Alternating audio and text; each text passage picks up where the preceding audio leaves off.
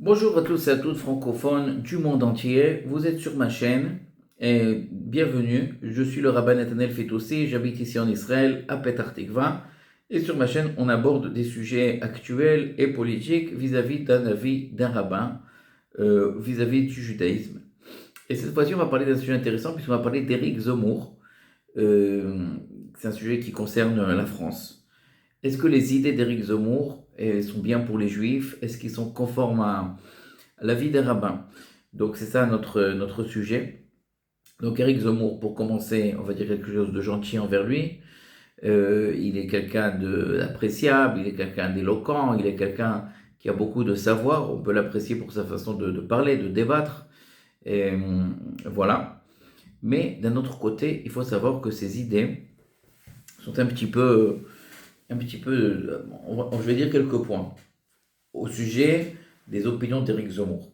Le premier point que je vais dire, on ne peut pas combattre l'islamisme en France, l'islamisation de la France. Pourquoi? Du moment où on se trouve dans un pays laïque, se battre contre une idéologie, et c'est très très très compliqué. Donc voilà, on peut s'en prendre aux immigrés par le biais de la loi, etc. Mais au moment où on se trouve dans un pays, comme dans l'Hexagone en France, où il y a tellement de musulmans, et tellement de musulmans euh, islamiques, comme ils veulent les appeler là, islamiques, ça veut dire qu'ils ont cette idéologie de l'islam, dans un pays où le pays se veut laïque, donc le pays ne combat pas les religions, on ne peut pas. Donc ça veut dire que son match, il est perdu d'avance. Il est perdu d'avance.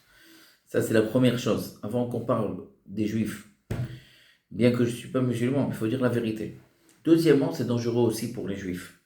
Puisque du moment où tu viens et tu donnes une définition de la laïcité, comme la définition qu'a Éric Zemmour, c'est-à-dire que la laïcité veut que dans la rue, on ne montre pas de signes de religion. Tu veux être religieux, sois religieux chez toi à la maison. Sois discret dans le lieu public. C'est une définition qui est dangereuse, puisqu'on on peut plus vivre sa religion comme on veut. De plus en plus, on voit que Éric Zemmour plaide pour le christianisme. Et ça ne m'étonnerait pas d'entendre qu'il s'est converti au christianisme. De façon ou d'une autre, il montre rien de sa vie privée, donc on ne peut pas le savoir. Mais c'est vraiment, il parle avec une admiration du christianisme, c'est pas possible. Il n'a pas compris que la France, en 2025, 2026, c'est une France qui se veut laïque et non pas catholique. Donc c'est vrai qu'on a des racines chrétiennes, judéo-chrétiennes. J'aime pas ce terme judéo-chrétienne parce que ça n'existe pas.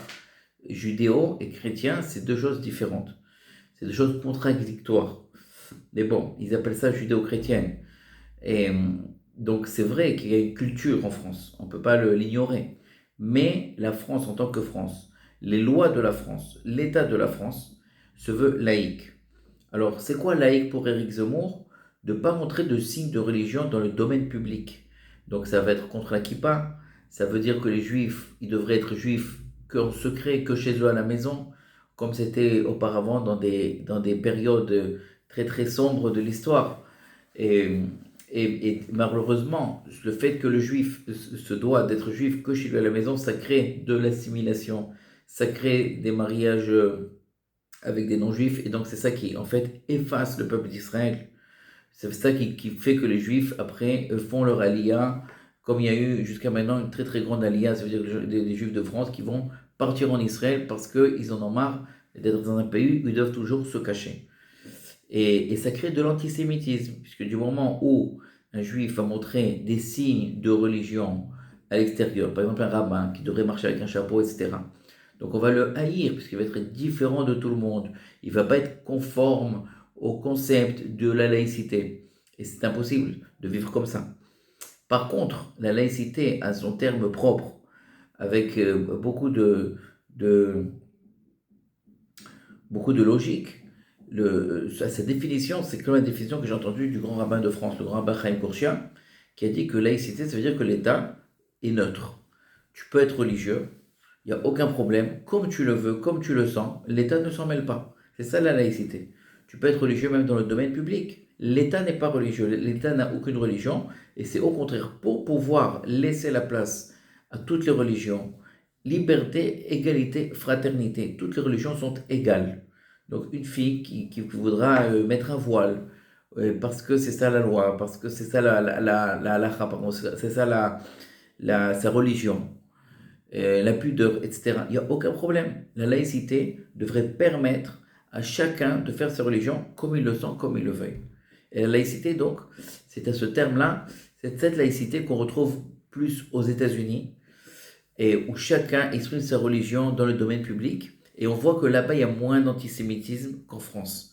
Parce qu'en France, on va plus trouver ce modèle-là de laïcité que M. Zemmour aime beaucoup, parce que dans le domaine public, on ne montre pas de signe de religion, et dès qu'on voit qu'un juif avec une kippa, un truc, on le regarde mal, on le regarde de travers, etc. Donc Éric Zemmour, il ne parle pas des juifs, parce que les juifs, c'est toujours une minorité en France. C'est moins, c'est pas eux qui créent des problèmes en ce moment, donc il parle des musulmans, des musulmans, des musulmans. Mais nous, les juifs, il faut qu'on sache que ces propos sont dangereux pour les juifs. En tant que juif, ça veut dire c'est dangereux, c'est pas bon pour les juifs. Je sais que, bien sûr, vous allez tous m'écrire en commentaire que Éric Zemmour, c'est un juif, il a étudié dans une école juive, il a même fréquenté des synagogues auparavant, je le sais. Mais je n'ai pas oublié le verset du prophète Isaïe qui dit dans la Bible, Marsayich ou Machrivaich Memer Yetzeu. Ça veut dire que souvent, ceux qui nous détruisent et nous abolissent sortent de nous-mêmes. Ça veut dire que des fois, c'est vraiment des juifs mécréants qui ont fait le plus de mal aux juifs, plus de mal qu'autrui et qu'autre. Donc, à mon avis, en tant que juif, juif français, on devrait avoir intérêt de ne pas voter pour Éric Zemmour. Voilà. Tout ça, c'était sans parler de sa vie privée, puisqu'il attaque tous ceux qui parlent de sa vie privée.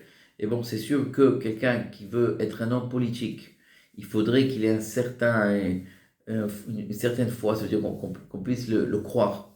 Pour qu'on puisse le croire, il faut que ce soit quelqu'un de Ne'eman, de bonne foi. Quelqu'un de bonne foi, quelqu'un qui est fiable, pour savoir qu'il ne va pas nous mentir, il ne va pas nous faire une combine ou quoi. Donc pour ça, souvent, on aimerait bien voir, est-ce que dans sa vie privée, il est aussi fiable. Mais bon, comme il ne veut pas qu'on en parle, donc on n'en parle pas. Il faut savoir que c'est aussi un point assez important, surtout quand on parle de postes si haut placés, présidentiels, etc. Encore plus. Voilà. François Mitterrand, c'est pas une preuve. Voilà, donc je m'arrête là. Et c'était la vie d'Arba. Merci de m'avoir écouté jusque-là. Si vous m'avez écouté, faites-moi un like. Écrivez-moi vos commentaires. Même que si vous n'êtes pas d'accord avec moi, il n'y a aucun problème, avec grand plaisir. J'aime toujours des commentaires et des critiques. Bonne journée, bonne soirée à tous.